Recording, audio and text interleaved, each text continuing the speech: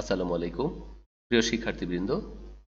তোমাদের first paper বইয়ে যে প্যাসেজগুলি রয়েছে সেই প্যাসেজগুলি সঠিক উচ্চারণের সাথে পড়া অত্যন্ত গুরুত্বপূর্ণ।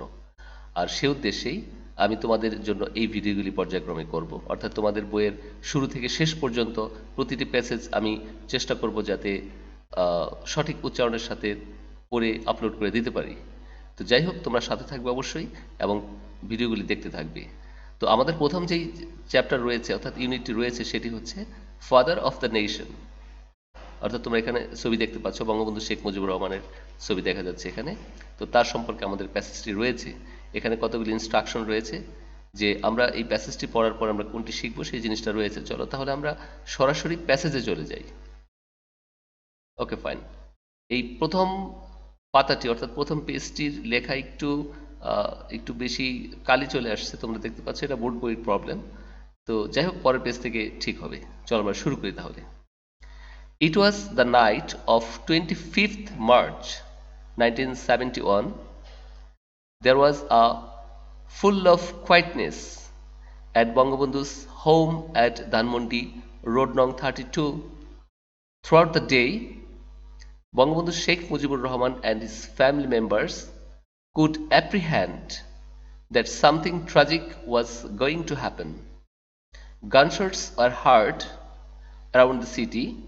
Bangabandhu's eldest son, Sheikh Kamal, was out of home for forming barricades against the Pakistan army, who had been killing people indiscriminately that night. Bangabandhu decided to send the girls of the family to a safer place for the night, and he gave their responsibility to his son-in-law, Mr. Wajid Mia.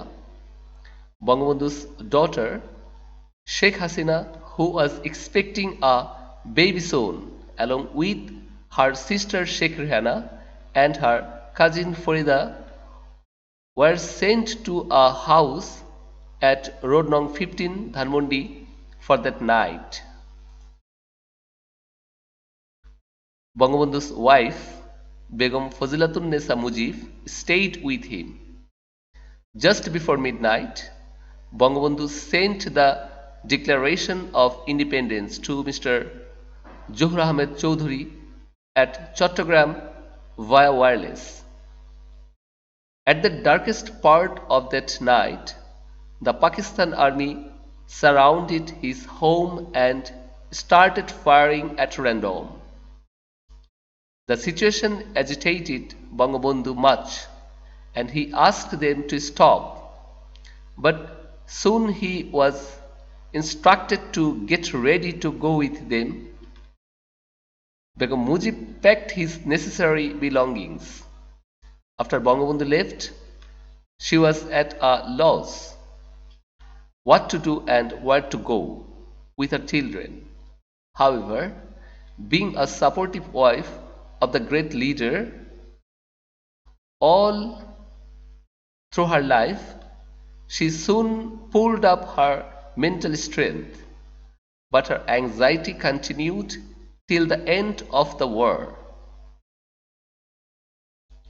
The next day, Begum Mujib had to leave house Nong 32 with her children and other members of her home. During the next couple of months, they moved from one shelter to another in search of a safer place. During their stay in those places, some people came forward to helping them, while some refused to give them shelter for fear of their own safety.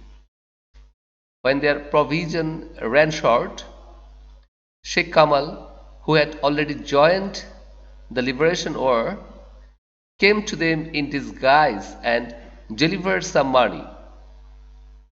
Some very close people also supported the family with money and foodstuff. So far the family members were ignorant about Bangabandhu's condition. Suddenly, they came to know that he was alive and had been taken to Pakistan. Begum Mujib started to keep contact with Army League leaders. But soon the family was taken to Dhanmondi, house number 18 by the Pakistan Army and kept under house arrest. However, people would come to their home with valuable information in disguise of vendors. Also, some would throw pieces of waste paper with important information written on them. In the month of May, the same year, Pakistan Army set fire to Bangabandhu's Tungipara home in front of his parents. A young man from the village protested the evil deed and was shot dead. Both the parents of Bangabandhu fell ill in October and were admitted to the PG hospital. Begum Mujib and her family were allowed to visit them 2 or 3 times a week for 1 hour. However, that created the opportunity for them to establish a better communication with the freedom fighters. Begum Mujib was extremely worried about her children, especially her daughter Sheikh Hasina, because of her health condition. However, she was not allowed to hospital. Mr. Wajid Mia and Bangabandhu's second son Sheikh Jamal, accompanied by Sheikh Hasina to the hospital. Bangabandhu's youngest sister, pretending to be a hospital attendant, entered the hospital and looked after her niece. Sheikh Hasina was blessed with a baby boy on 27 July who was later named Shajib Wajid Joy. As the Pakistan Army often used to threaten Sheikh Jamal that they would hang him upside down, he, finding an opportunity, fled from the hospital and joined the freedom fighters. Finally, the victory day arrived. There was joy everywhere, but Bangabandhu's family was yet to be freed from captivity. The Pakistani occupational forces were still cordoning Bangabandhu's house and firing at people rushing over there chanting Joy Bangla, the invigorating slogan of Bengalis. But they fled the next morning when the Indian army came to rescue the family. Sheikh Jamal returned home in the afternoon while Sheikh Kamal returned home the next day. Nevertheless, the biggest anxiety of the family persisted. Bangabandhu was yet to be released from Pakistani prison and they didn't know when that great moment would arrive and how. So students, that's all.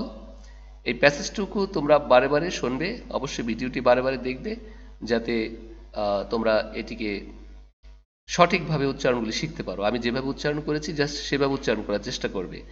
এবং আরেকটু সুবিধার্থে হয়তো আমি মাঝে মাঝে একটু fast করার চেষ্টা করেছি, তোমরা স্পিড আরেকটু কমিয়ে নিতে পারো, তাহলে একদম স্পষ্ট করে তোমরা প্রতিটি উচ্চারণ শুনতে পারবে। সবাইকে অনেক অনেক ধন্যবাদ।